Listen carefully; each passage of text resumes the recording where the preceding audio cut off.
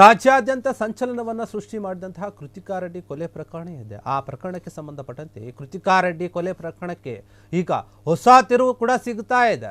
SPP ಆಗಿ ಹಿರಿಯ ವಕೀಲ ಪ್ರಸನ್ನ ಕುಮಾರ್ ಏನಿದ್ದಾರೆ ಅವರು ನೇಮಕ ಆಗಿದ್ದಾರೆ. ಈ ಒಂದು ಪ್ರಕರಣಕ್ಕೆ ಸಂಬಂಧಪಟ್ಟಂತೆ ಈ ಒಂದು ಕೊಲೆ ಪ್ರಕರಣ ಏನಿದೆ, ಕೃತಿಕಾ ರೆಡ್ಡಿಯ ಒಂದು ಕೊಲೆ ಪ್ರಕರಣ ರಾಜ್ಯಾದ್ಯಂತ ಒಂದು ಸಂಚಲನವನ್ನು ಸೃಷ್ಟಿ ಮಾಡಿತ್ತು. ಅದಕ್ಕೆ ಸಂಬಂಧಪಟ್ಟ ಹಾಗೆ ಹೊಸ ತಿರುವು ಪಡಿತಾ ಇದೆ. ಒಂದು ಪ್ರಕರಣ SPP ಆಗಿ ಹಿರಿಯ ವಕೀಲ ಪ್ರಸನ್ನ ಕುಮಾರ್ ಅವರನ್ನು ನೇಮಕ ಮಾಡಲಾಗಿದೆ. ಹತ್ಯೆ ಪ್ರಕರಣದ ವಿಚಾರಣೆಗೆ ಸರ್ಕಾರ ಪ್ರಸನ್ನ ಕುಮಾರ್ ಅವರನ್ನು ನೇಮಕ ಮಾಡಿ ಆದೇಶವನ್ನು ಹೊರಡಿಸಿದೆ. ಕೃತಿಕಾ ರೆಡ್ಡಿಯನ್ನು ಆಕೆಯ ಪತಿ ಡಾಕ್ಟರ್ ಮಹೇಂದ್ರ ರೆಡ್ಡಿ ಕೊಲೆ ಮಾಡಿದ್ದ ಎನ್ನುವಂತಹ ಆರೋಪ ಏನಿತ್ತು, ಅನಸ್ತೇಶಿಯಾವನ್ನು ಕೊಟ್ಟು ಹತ್ಯೆ ಮಾಡಿದ್ದ ಎನ್ನುವಂತಹ ಆರೋಪ ಗಂಭೀರವಾಗಿ ಆತನ ಮೇಲೆ ಕೇಳಿಬಂದಿತ್ತು. ಹೀಗಾಗಿ ಸಾವು ಸಂಭವಿಸಿದ 6 ತಿಂಗಳ ಬಳಿಕ FSL ರಿಪೋರ್ಟ್ ಪಡೆದಿದ್ದಾರೆ ಪೊಲೀಸರು. ರಿಪೋರ್ಟ್ ಆಧಾರದ ಮೇಲೆ ಮಹೇಂದ್ರನನ್ನು ಬಂಧನ ಕೂಡ ಮಾಡಿತು. ಇದೀಗ ಆ ಪ್ರಕರಣವನ್ನು ತಾರ್ಕಿಕ ಅಂತ್ಯಕ್ಕೆ ತೆಗೆದುಕೊಂಡು ಹೋಗಲು ನಿರ್ಧಾರ ಮಾಡಲಾಗಿದೆ. SPP ಆಗಿ ಪ್ರಸನ್ನ ಕುಮಾರ್ ಅವರನ್ನು ನೇಮಕ ಮಾಡಲಾಗಿದೆ. ಈ ಒಂದು ವಿಚಾರವಾಗಿ 2024 ಮೇ 26ರಂದು ಮಹೇಂದ್ರ ಮತ್ತು ಕೃತಿಕಾ ರೆಡ್ಡಿಗೆ ಮದುವೆಯಾಗಿತ್ತು.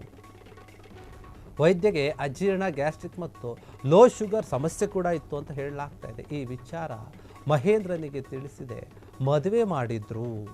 ಕೆಲವೊಂದು ವಿಚಾರಗಳನ್ನು ಮುಚ್ಚಿಟ್ಟು ಮದುವೆಯಾದ ಬಳಿಕ ಈ ವಿಚಾರ ಮಹೇಂದ್ರನಿಗೆ ಗೊತ್ತಾಗಿತ್ತಂತೆ. ಹೀಗಾಗಿ ನಿತ್ಯ ವಾಂತಿ ಹಾಗೂ ಇತರ ಸಮಸ್ಯೆಯಿಂದ ಕೃತಿಕಾ ಬಳಲ್ತಾ ಇರ್ತಾರೆ. ಆರೋಗ್ಯ ಸಮಸ್ಯೆ ಜಾಸ್ತಿ ಇರುತ್ತೆ. ಇದೇ ಕಾರಣಕ್ಕೆ ಆರೋಪಿ ಕೊಲೆಗೆ ಸಂಚು ರೂಪಿಸಿದ್ದ ಎನ್ನಲಾಗ್ತಾ ಇತ್ತು. ನೋಡಿ ಯಾವ ರೀತಿ ಆಗಿದೆ. ಮದುವೆಯ ಒಂದು ಸಂದರ್ಭದಲ್ಲಿ ಕೆಲವೊಂದು ವಿಚಾರವನ್ನು ಮುಚ್ಚಿಟ್ಟಿದ್ದಕ್ಕೆ, ಅದು ಯಾವ ವಿಚಾರ, ಆರೋಗ್ಯ ಸಮಸ್ಯೆ ಇದೆ ಕೃತಿಕಾ ರೆಡ್ಡಿ ಅನ್ನುವಂತಹ ವಿಚಾರವನ್ನು ಮುಚ್ಚಿಟ್ಟಿದ್ರು. ಮಹೇಂದ್ರ ರೆಡ್ಡಿ ಏನಿದ್ದಾನೆ, ಇವರಿಬ್ಬರು ಕೂಡ ಮದುವೆಯಾಗಿ ಸಂಸಾರ ನಡೆಸ್ತಾ ಇದ್ರು. ಆದರೆ ಕೆಲವೊಂದು ವಿಚಾರಗಳು ಮದುವೆಯ ಸಂದರ್ಭದಲ್ಲಿ ಹೇಳಿರಲಿಲ್ಲ.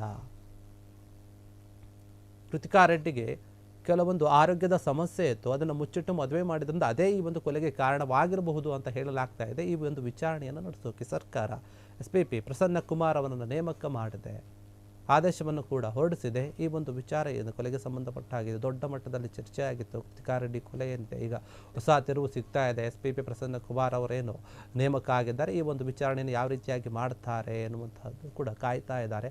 ಹತ್ಯೆ ಪ್ರಕರಣ ವಿಚಾರಣೆಗೆ ಸರ್ಕಾರ ಇವರನ್ನು ನೇಮಕ ಮಾಡಿದೆ. ಕೃತಿಕಾ ರೆಡ್ಡಿಯಿಂದ ಆಕೆಯ ಪತಿ ಏನಿದ್ದಾನೆ ಡಾಕ್ಟರ್ ಮಹೇಂದ್ರ ರೆಡ್ಡಿ, ಆತ ಅನೇಸ್ಥೇಶಿಯಾವನ್ನು ಕೊಟ್ಟು ಹತ್ಯೆ ಮಾಡಿದ್ದ ಅನ್ನುವಂತಹ ಆರೋಪ ಇತ್ತು. ಸಾವು ಸಂಭವಿಸಿದಂತಹ 6 ತಿಂಗಳ ಬಳಿಕ FSL ವರದಿ ರಿಪೋರ್ಟ್ ಪಡೆದಿದ್ರು ಪೊಲೀಸರು. ಅದರ ಒಂದು ಆಧಾರದ ಮೇಲೆ, ರಿಪೋರ್ಟ್ನ ಆಧಾರದ ಮೇಲೆ ಮಹೇಂದ್ರನನ್ನು ಕೂಡ ಬಂಧಿಸಿದ್ದಾರೆ. ಈಗ ವಿಚಾರಣೆ ಕೂಡ ನಡೆಸೋಕೆ ಮುಂದಾಗಿದ್ದಾರೆ. ಈ ಪ್ರಕರಣವನ್ನು ದೊಡ್ಡ ಮಟ್ಟಕ್ಕೆ ತೆಗೆದುಕೊಂಡು ಹೋಗುವಂತಹ ಒಂದು ನಿರ್ಧಾರ ಕೂಡ ಇದೆ. ಹೀಗಾಗಿ SPP ಪ್ರಸನ್ನ ಕುಮಾರ್ ಅವರೇನಿದ್ದಾರೆ ನೇಮಕಗೊಂಡಿರೋದ್ರಿಂದ ಅವರು ಯಾವ ರೀತಿಯಾಗಿ ಈ ಒಂದು ಕೇಸನ್ನು ಹ್ಯಾಂಡಲ್ ಮಾಡ್ತಾರೆ ಅನ್ನೋದನ್ನು ನೋಡಬೇಕು. ಯಾಕಂದರೆ ಇವರಿಗಿಬ್ಬರಿಗೆ ಸಂಬಂಧಪಟ್ಟ ಹಾಗೆ ನೋಡಿ 2024 ಮೇ 26ರಂದು ಮಹೇಂದ್ರ ಮತ್ತು ಕೃತಿಕಾ ರೆಡ್ಡಿ ಇಬ್ಬರು ಕೂಡ ಮದುವೆ ಆಗಿರುತ್ತೆ ಒಪ್ಪಿಗೆಯಿಂದ.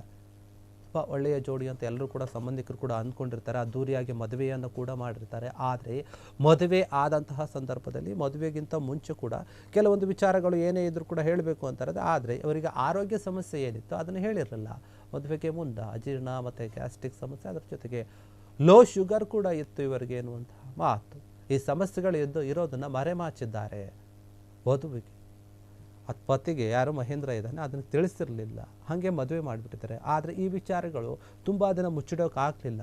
ಮದುವೆ ಆದ ನಂತರ ಮಹೇಂದ್ರನಿಗೆ ಎಲ್ಲ ವಿಚಾರಗಳು ಗೊತ್ತಾಗಿ ಅದೇ ವಿಚಾರವಾಗಿ ಈತ ಬೇಜಾರಾಗಿರ್ಬೋದು, ಇಬ್ಬರ ಮಧ್ಯೆ ಸಮಸ್ಯೆಗಳು ಕೂಡ ಆಗಿರ್ಬೋದು, ಜಗಳಗಳು ಕೂಡ ಆಗಿರ್ಬೋದು. ಯಾಕಂದರೆ ಮದುವೆ ಆದ ಬಳಿಕ ಈ ಒಂದು ಏನು ವಿಚಾರಗಳು ಗೊತ್ತಾಗುತ್ತೆ, ಆಗ ಕೃತಿಕಾ ರೆಡ್ಡಿಗೆ ದಿನಾಲು ಕೂಡ ವಾಂತಿ ಅಥವಾ ಇತರೆ ಒಂದು ಸಮಸ್ಯೆಗಳು ಕಾಡ್ತಾನೆ ಇರುತ್ತೆ. ಅದನ್ನು ನೋಡಿ ಬೇಸತ್ತು ಹೋಗಿರ್ಬೋದು, ಅಥವಾ ಅವರಿಬ್ಬರ ಮಧ್ಯೆ ಯಾಕೆ ಈ ವಿಚಾರಗಳನ್ನು ನಮಗೆ ಹೇಳಿಲ್ಲ ಅನ್ನುವಂಥ ರೀತಿಯ ಮನಸ್ತಾಪ ಕೂಡ ಬಂದಿರ್ಬೋದು. ಇದೇ ಕಾರಣಕ್ಕೆ ಆರೋಪಿ ಕೊಲೆಗೆ ಸಂಚು ಮಾಡಿದ್ದ ಎನ್ನುವಂಥ ಆರೋಪ ಕೂಡ ಕೇಳಿ ಬರ್ತಾ ಇದೆ. ಹೀಗಾಗಿ ಈ ಒಂದು ವಿಚಾರಣೆಯನ್ನು ನಡೆಸಿ ಅಂತ ಹೇಳಿ SPP ಪ್ರಸನ್ನ ಕುಮಾರ್ ಅವರನ್ನು ಸರ್ಕಾರ ನೇಮಕ ಮಾಡಿದೆ, ಆದೇಶವನ್ನು ಕೂಡ ಹೊರಡಿಸಿದೆ.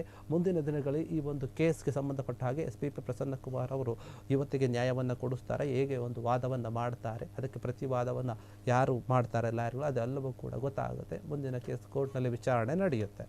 ಕ್ಷಣ ಕ್ಷಣದ ಸುದ್ದಿಗಳಿಗಾಗಿ ಫ್ರೀಡಂ ಟಿವಿ ಸಬ್ಸ್ಕ್ರೈಬ್ ಮಾಡಿ, ಲೈಕ್ ಮಾಡಿ ಹಾಗೂ ಫಾಲೋ ಮಾಡಿ. ಹೊಸ ಸುದ್ದಿಗಳ ನೋಟಿಫಿಕೇಶನ್ಗಾಗಿ ಬೆಲ್ ಐಕಾನ್ ಮೇಲೆ ಕ್ಲಿಕ್ ಮಾಡಿ.